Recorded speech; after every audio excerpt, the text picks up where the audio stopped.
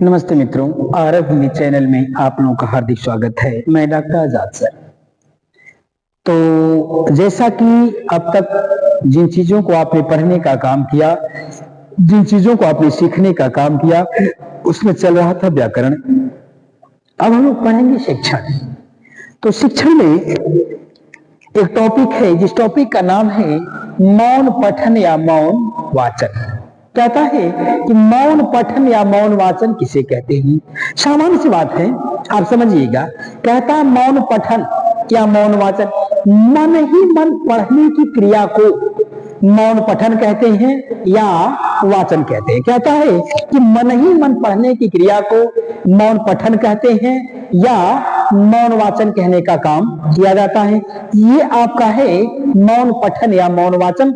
इसका एक मुख्य विषय है आपके टॉपिक में, आपके सिलेबस में। इसका एक मुख्य विषय दे रखा है कि पाठ्य वस्तु का मौन वाचन करते हुए। कहता है कि जो पाठ्य वस्तुएं होती हैं, उन पाठ्य वस्तुओं का मौन वाचन करते हुए, मौन वाचन करते हुए उसमें निहित या उसमें समाहित। कहता है कि पाठ्य वस्तुओं का मौन वाचन करते हुए उसमें निहित या उसमें समाहित विचारों, भाव एवं तथ्यों को समझना। विचारों, भाव एवं तथ्यों को समझना, ये उसका मुख्य टॉपिक है। इस टॉपिक के अंतर्गत आपको दे रखा है कि मौन पठन या मौन वाचन क्या होने का काम करता है, किसे कहा जाता है। जब यही प्रश्न आपका आता है तो सामान्य कि मौन पठन का मतलब होता है कि मन ही मन पढ़ने की क्रिया को मौन पठन कहते हैं या मौन वाचन कहते हैं। लेकिन आपके सिलेबस के अनुसार, आपकी पुस्तक के अनुसार इसमें क्या रखा है, लिखित सामग्री को, लिखित कहता है लिखित सामग्री को मन ही मन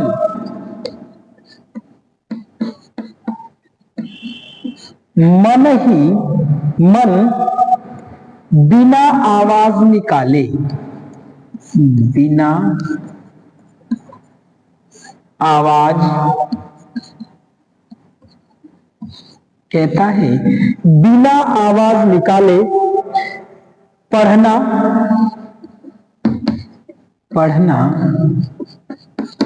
मौन पठन या मौन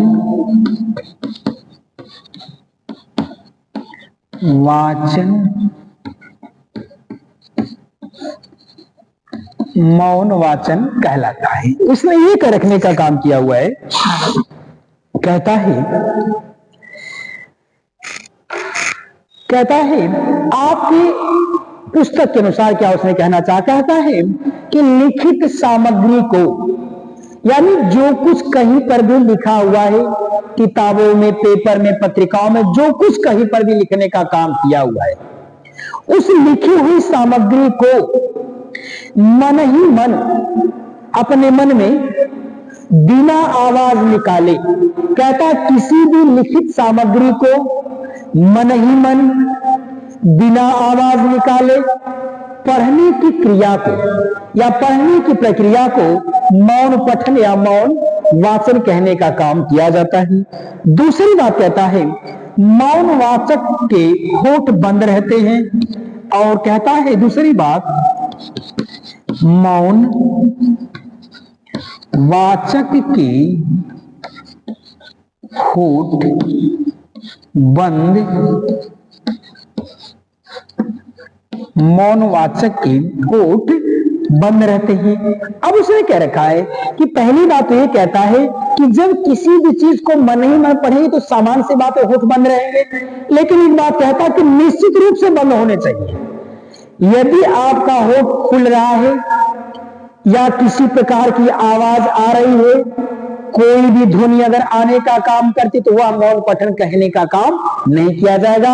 आपके होठ पूरी तरह से बंद होने चाहिए और जो कुछ भी आप पढ़ रहे हो आप मन ही मन पढ़ने का काम करेंगे, जिसे हम मौन पठन या वाचन कहने का काम करते हैं। एक विद्वान है इस मौन पठन या मौन वाचन पे एक विद्वान ने अपनी प्रतिक्रिया व्यक्त करने का काम किए हैं। उन्होंने कहा, जिनका नाम है जड़ महोदय। कहता है एक विद्वान है जड़ महोदय। तो जड़ महोदय के अनुसार उन जड़ महोदय ने क्या कहने का काम किया? उन्होंने कहा कि जब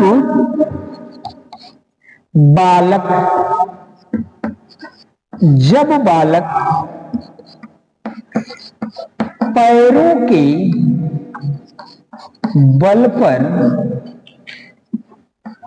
पैरों के बल पर चलना सीख जाता है, पैरों के बल पे चलना सीख जाता है, तो वह घुटनों के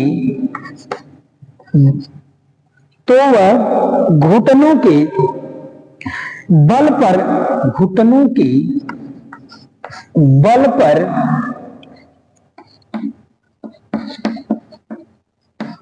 खिसकना छोड़ देता है। देखिए उस जड़ महोदय ने क्या कहने का काम किया? उन्होंने कहा है कि जैसे ही बालक पैरों के बल पर चलना जब सीख जाता है, तो वही बालक घुटनों के बल पे चलना छोड़ देता है। वैसे ही कहता है, वैसे ही जब बालक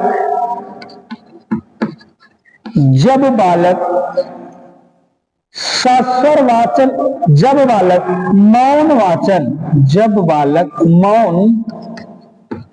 वाचन सीख जाता है, जब बालक मौन वाचन सीख जाता है, तो वह सस्वर वाचन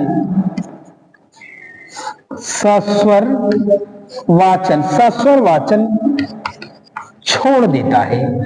तो वह बालक सस्वर वाचन छोड़ देता है। देखिए आपके ये जो मौन वाचन या जो मौन पठन है, मौन वाचन किसे कहते हैं या मौन पठन किसे कहते हैं? तो एक विद्वान है आपके इस पुस्तक में जिनका नाम है जड़ महोदय। तो जड़ महोदय ने कहा, इस मौन वाचन और मौन पठन पे एक प्रतिक्रिया व्यक्त करने का काम उन्होंने किया। उन्होंने कहा कि जैसे बालक पैरों के बल पर जब चलना सीख जाता है, यानी बालक जब पैरों के बल पे चलना सीख जाता है, तो वही बालक घुटनों के बल पे चलना छोड़ देता है। वैसे ही जब बालक मौन वाचन को सीख जाने का काम करता है, तो वह सस्वर वाचन को छोड़ देने का काम करता है।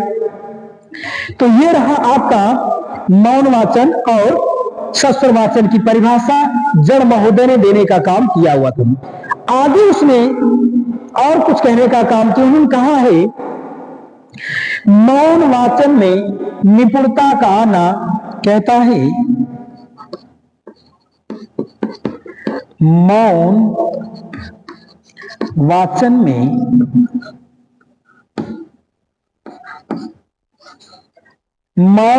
में कहता है, मौन वाचन में निपुणता का आना,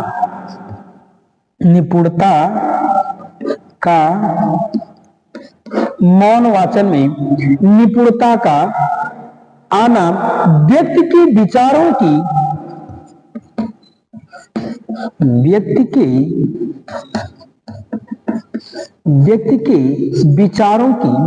प्रौढ़ता, व्यक्ति के विचारों की प्रौढ़ता का द्योतक है। देखिए यहां पे कहता है एक बात कि जो मौन वाचन है, यह मौन वाचन में निपुणता का, जब मौन वाचन के द्वारा जब व्यक्ति में निपुणता आ जाने का काम करती है, तो यह स्पष्ट होने का काम करता है कि उस व्यक्ति के विचारों के अंदर प्रौढ़ता निश्चित रूप से आ चुकी है। वो कहना ये चाहता है कि जब व्यक्ति ये मौन वाचन यानी सस्वर वाचन जब उसका छूट जाता है, यानी जब मौन वाचन करने लगता है तो मौन वाचन से यह स्पष्ट हो जाने का काम करता है कि अब उस बालक के अंदर, जब बालक मौन वाचन करने लगता है तो यह बात निश्चित रूप से स्पष्ट हो जाने का काम करता है कि अब बालक के अंदर निपुणता का आ जाना स्वाभाविक है और निपुणता के आने का द्योतक है। यानी जब बालक मौन वाचन करने लगे तो आप ये समझ लीजिएगा कि बच्चे के अंदर निश्चित रूप से प्रौढ़ता और निपुणता आ जाने का काम किया हुआ है, उसका द्योतक है, उसका सूचक है। यानी प्रौढ़ता और निपुणता का सूचक है मौन वाचन। बालक के अंदर मौन वाचन निपुणता का और प्रौढ़ता का द्योतक है, अर्थात सूचक होने का काम करता है। यह है मौन वाचन। आगे क्या कहते हैं मौन वाचन में? आगे इस मौन वाचन की कुछ और परिभाषाएं हैं और भी कुछ चीजें हैं। कहता है मौन वाचन कहता है कि मौन वाचन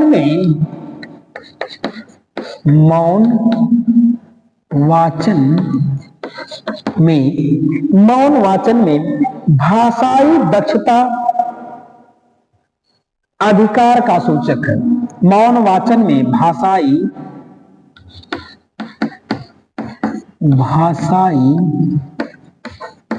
दक्षता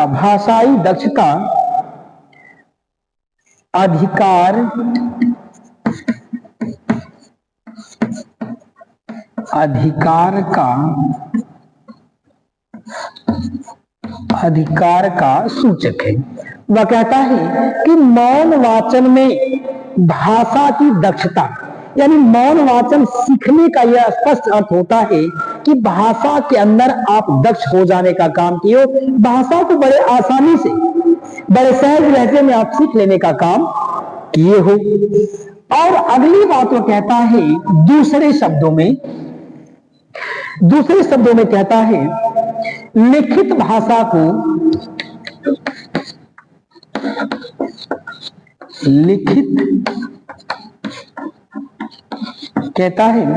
लिखित भाषा को बिना उच्चारण किए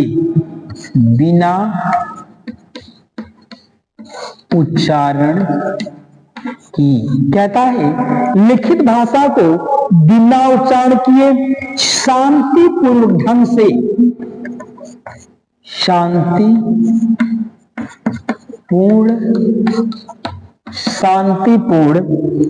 से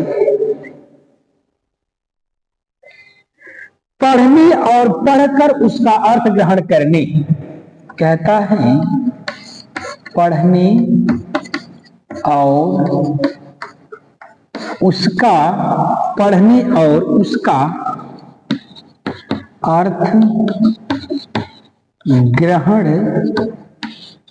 अर्थ ग्रहण करने की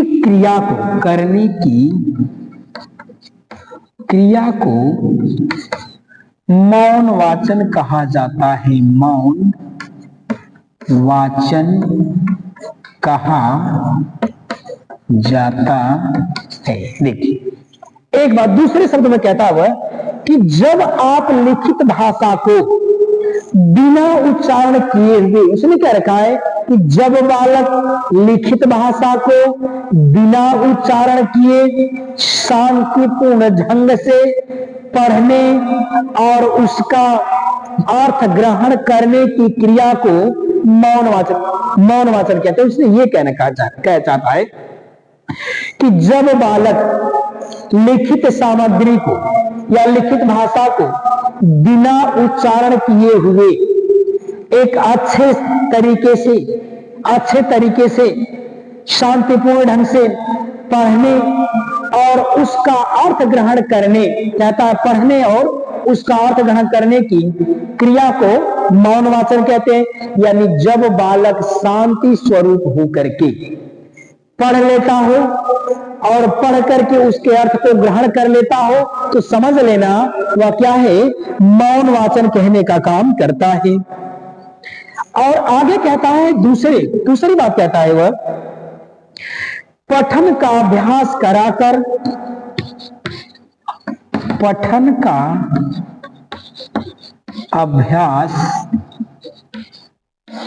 का अभ्यास कराकर अध्यापक विद्यार्थी के जीवन में, कहता अध्यापक विद्यार्थी के जीवन में, अध्यापक विद्यार्थी के जीवन में अध्यापक विद्यार्थी के जीवन में अस्थायित्व से जोड़ता है। देखिए, दूसरी बात कहता है, पहली बात तो उसने ये कह रखा कि शांतिपूर्ण ढंग से पढ़े और पढ़ करके जब उसके अर्थ को ग्रहण कर लेने का काम करे तो समझ लेना ये मौन पठन या मौन वाचन है। अगली बात कहता है कि पठन का अभ्यास कराकर, यानी पढ़ने का अभ्यास कराकर जो अध्यापक होते हैं वे अध्यापक विद्यार्थी के जीवन में अस्थायित्व से जोड़ने का काम करते हैं। यानी ये कहना चाहते हैं कि जो अध्यापक हैं पठन को पढ़ा करके विद्यार्थी के जीवन में एक अस्थायित्व ज्ञान को विकसित करने का काम करते हैं। और अगली बात कहता है, यही कारण है कि, और कहता है वाचन विशेषकर मौन वाचन, कहता है वाचन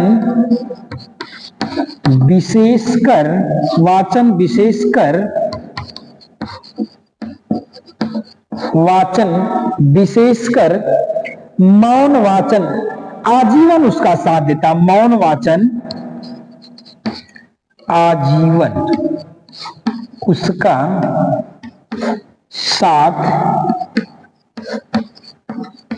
साथ देता है।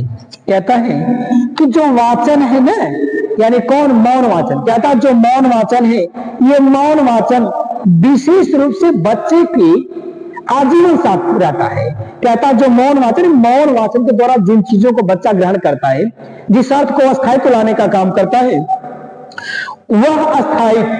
वह मौन वाचन बच्चे के आजीवन साथ रहने का काम करता है, और वह जो मौन वाचन है बच्चे को आजीवन साथ देने का काम करता रहता है। और अगली बात कहता है यही कारण है कि यही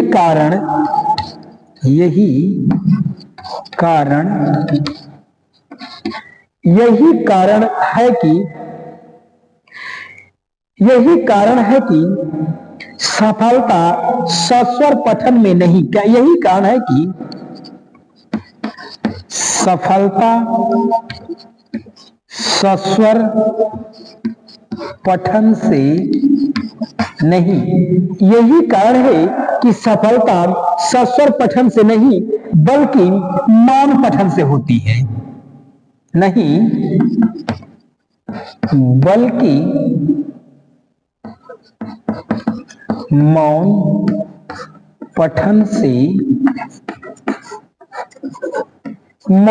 से होती। देखिए, वो अगली बात कहता है कि यही कारण है, कहता है कि जो मौन पठन है, यह मौन पठन बच्चे के जीवन में अस्थायित्व लाता है। और कहता है उसी अस्थायित्व का कारण है, यही कारण है कि सफलता सस्वर पठन से नहीं मिलती है। किसी भी बच्चे को जो सफलता होती है वह सस्वर वाचन से नहीं मिलती है। सफलता यदि मिलती है तो वह मौन पठन के द्वारा मिलने का काम करती है।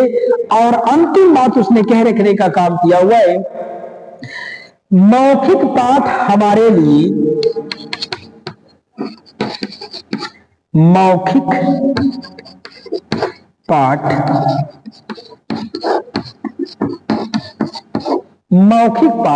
लिए अधिक व्यवहारिक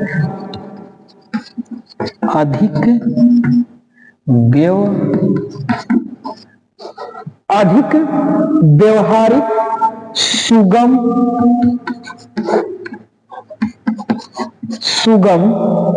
और उपयोगी है।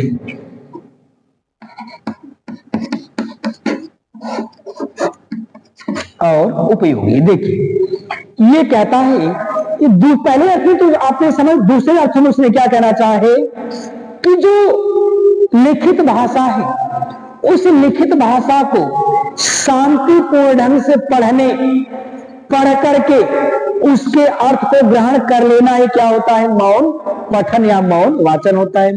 दूसरी बात कहता है पठन का अभ्यास कराकर, पढ़ने का अभ्यास कराकर ये अध्यापक जो है, अध्यापक विद्यार्थी के जीवन में अस्थायित्व लाते हैं। यानी पठन का अभ्यास कराकर अध्यापक, गुरु जी लोग अध्यापक विद्यार्थी के जीवन में अस्थायित्व को लाने का काम करते हैं। किसका अस्थायित्व? ज्ञान को अस्थायी रूप से करने का काम करते हैं। अगली बात कहता है वाचन विशेष रूप से, जो वाचन होता है कि वाचन विशेष रूप से मौन वाचन आजीवन उस बच्चे का साथ देता है। जो मौन वाचन होता है ये आजीवन बालक के साथ देने का काम करता है। आगे कहता है तो यही कारण है, साथ देता है, यही कारण है कि सफलता, यही कारण है कि सफलता बालक को सस्वर वाचन के द्वारा नहीं प्राप्त होती है, बल्कि वह मौन वाचन के द्वारा सफलता को प्राप्त करने का काम करता है। अंतिम बात कहता है मौखिक पाठ हमारे लिए अधिक व्यवहारिक, सुगम और उपयोगी होने का काम करते हैं। तो ये आपका रहा मौन पाठन या मौन वाचन के, मौन पाठन या मौन वाचन रहा। अगली कक्षा में पुनः आपसे मुलाकात होने का काम करेगी। तब तक के लिए धन्यवाद। जय भारती, जय विद्यार्थी।